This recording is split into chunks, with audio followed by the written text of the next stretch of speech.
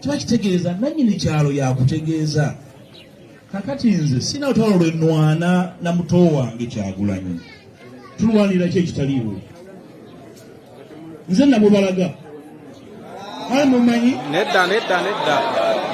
Tanambaletera wano. Nedda. Oyinza okwagala? Nedda.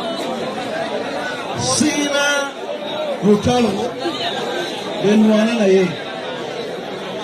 Olwaleero 19 January 2025. Nedda. Tujjako wano mu January 26 mugambe nti Mpuuga watubuulira ekituufu twakola ki?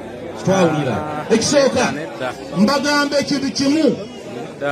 Omusajja bw'atyo we yayise mu Lukaya enkuyanja n'enkuyanja y'abantu ne yeesomba okwerabirako ku omukulu Mathias Mpuuga akatambi mukalabi. Enkuyanja n'enkuyanja y'abantu nga yeesombye okubeera nga yeerabirako ku Mathias Mpuuga nga waayita mu Lukaya. Era mwana watto olwamaze olukuŋŋaana lwakubiddwa. Olukuŋŋaana lwe lwakubiddwa n'ategeeza eggwanga nti ye yaleeta Kyagulanyi sayidi zeeyo e Masaka. Awo abantu be batakkiriziganyiza naye. Omanyi oyinza okwogera ebintu ng'abantu bakkiriza nti nze gwe mulaba wano, nze pulezidenti wa Uganda, ne bakkiriza nze gwe mulaba wano eno, oluguudo oli erinze yaleeta sente, abantu ne bakkiriza nze gwe mulaba wano, ddagala mu ddwaliro, abantu ne bakkiriza nze gwe mulaba wano, ku mwaka abantu ne bakkiriza. Ne waliwo statement emu gy'oyogera abantu ne baga okisusizzaamuko. So Mathias Mpuuga abantu bamugamba mukulu okisusizzaamuko. Ekyokuleeta Kyagulanyi eno twali tumumanyi bulungi nnyo ssebo, neera si gwe yamutuleetera, yagenda okujja eno nga tumumanyi bulungi nnyo. So tebakkiriziganyiza naye, ate wa abantu batandika obutakkiriziganya naawe mu kyalo wennyinnyini woozaalibwa woosiguka.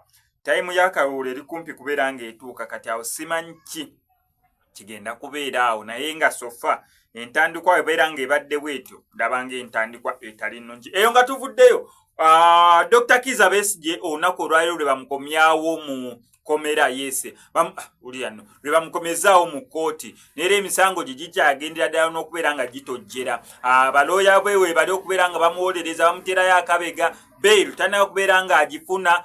Okusinziira ku ye alabika ng'ali mu mbeera eryokke okusinziira ku bifaananyi, naye emisango egyamuteekebwako misango minene nnyo gya naggomola. Updates mu kkooti eyaleero ngenda beera nga zibaleetera nga zigenze mu maaso, naye munzikirize neebaze nnyo omuntu. Waliwo omuntu eyampadde microphone eno.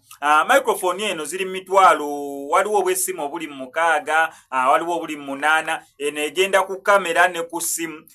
Roughly eri mitwalo 15, waliwo eby'emitwalo 18. Waliwo omuntu yangambye SMX amazima gali nti omulimu gw'okola gwa ttendo, naye nandyagadde okuwaayo ekirabo kikino sinabaira nga nkisaanukula. So that means okutandika n'olunaku olw'enkya sound yaffe igenda kweyongera okubeera nga nnungi. So gwe subscribing on notification bell ebisigaddeyo bitulekere, kubanga njagadde okwebaza omuntu ono, naye ku buli video yange ngenda beera nga mwebaza. Webale nnyo nnyindala okwefiiza emitwalo 15 n'ogamba nkagiteeke mu SMX Media tweyongere okubeera nga tunyumirwa ki kyakola. Neyanza nnyo neyanzeege eyansuubiza essimu ye yakivaako, yangamba bugambye SMX essimu ngenda gikuwa, naye amazima ga Katonda essimu sigifunanga.